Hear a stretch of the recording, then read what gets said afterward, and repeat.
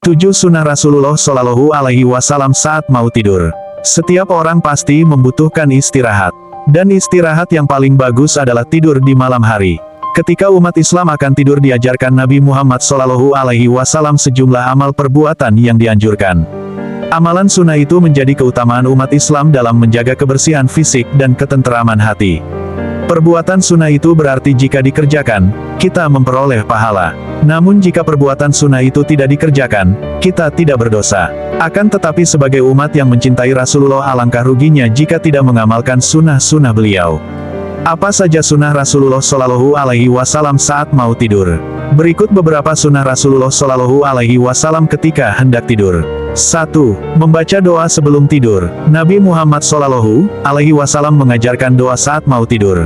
Dari Hudzaifah radhiyallahu anhu dia berkata, apabila Nabi Shallallahu Alaihi Wasallam hendak tidur di malam hari, beliau meletakkan tangannya di bawah pipi, kemudian beliau mengucapkan, Bismika Allahumma ahya wa bismika amut.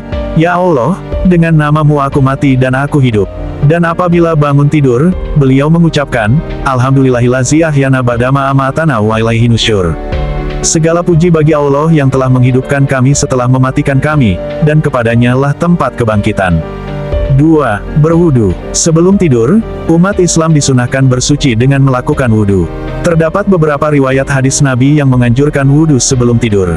Apabila engkau hendak tidur, berwudulah sebagaimana wudu ketika hendak sholat.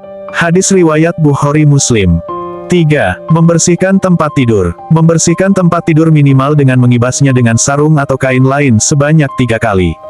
Amalan sunnah ini dilakukan sembari membaca doa. Bismika Rabbi wadatu janbi wabika arfauhu, in amsakta nafsi farhamha, wa in arsaltaha fahfars habimatahfazu bihi ibadakas salihin. Hadis riwayat Bukhari Muslim dari Abu Hurairah. Yang artinya, dengan namamu wahai Tuhanku, aku baringkan punggungku dan atas namamu aku mengangkatnya. Dan jika engkau menahan diriku, rahmatilah aku.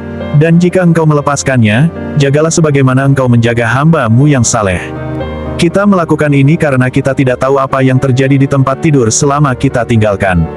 Karenanya, kamar tidur dianjurkan untuk dibersihkan dahulu sebelum untuk berbaring. 4. Berbaring ke kanan. Saat hendak tidur sebaiknya kita membaringkan tubuh dengan menghadap ke kanan. Hal tersebut disebutkan dalam hadis Al-Bara bin Azib. Rasulullah bersabda, apabila kamu hendak tidur, berwudulah dengan sempurna, seperti kamu berwudu untuk salat, kemudian berbaringlah di atas sisi tubuhmu yang kanan. Hadis riwayat Bukhari. Dalam riwayat lain Rasulullah juga bersabda, berbaringlah di atas rusuk sebelah kananmu. Hadis riwayat Bukhari dan Muslim. 5. Membaca surat Al-Muawwizat. Zikir Al-Muawwizat yaitu surat Al-Ikhlas, Al-Falaq, dan Anas, kemudian meniupkannya ke telapak tangan lalu mengusapkannya ke kepala, wajah, dan badan. Hal itu dilakukan sebanyak 3 kali. Nabi Shallallahu Alaihi Wasallam ketika berada di tempat tidur di setiap malam, beliau mengumpulkan kedua telapak tangannya lalu kedua telapak tangan tersebut ditiup dan dibacakan Qul huwallahu ahad, surah Al-Ikhlas, Qul a'udzu birabbil falaq, surah Al-Falaq, dan Qul a'udzu birabbin nas, surah Anas. Kemudian beliau mengusapkan kedua telapak tangan tadi pada anggota tubuh yang mampu dijangkau mulai dari kepala, wajah, dan tubuh bagian depan. Beliau melakukan yang demikian sebanyak 3 kali. Hadis riwayat Bukhari. 6. Membaca 2 ayat terakhir surat Al-Baqarah. Anjuran itu berdasarkan hadis yang diriwayatkan oleh Abu Mas'ud Al-Ansari dalam Bukhari dan Muslim. Rasulullah Shallallahu Alaihi Wasallam bersabda, siapa membaca 2 ayat terakhir dari surat Al-Baqarah pada malam hari, cukuplah baginya untuk melindunginya dari kejahatan yang dibenci. Allah menurunkan 2 ayat darinya sebagai penutup surat Al-Baqarah. Tidaklah keduanya dibaca dalam rumah selama 3 malam setan akan mendekatinya. Hadis riwayat Tirmidzi. 7. Membaca ayat kursi. Abu Hurairah menyampaikan kepada Rasulullah Shallallahu Alaihi Wasallam tentang seseorang yang mengajarkan kepadanya tentang keutamaan membaca ayat kursi sebelum tidur. Abu Hurairah berkata, wahai Rasulullah, ia mengaku bahwa ia mengajarkan suatu kalimat yang Allah beri manfaat kepadaku jika membacanya sehingga aku pun melepaskan dirinya. Nabi Shallallahu Alaihi Wasallam bertanya, apa kalimat tersebut? Abu Hurairah menjawab, ia mengatakan kepadaku, jika aku hendak pergi tidur di ranjang, hendaklah membaca ayat kursi hingga selesai yaitu bacaan Allahu la ilaha illahu wal hayyul qayyum. Lalu ia mengatakan kepadaku bahwa Allah akan senantiasa menjagaku dan setan pun tidak akan mendekatimu hingga pagi hari.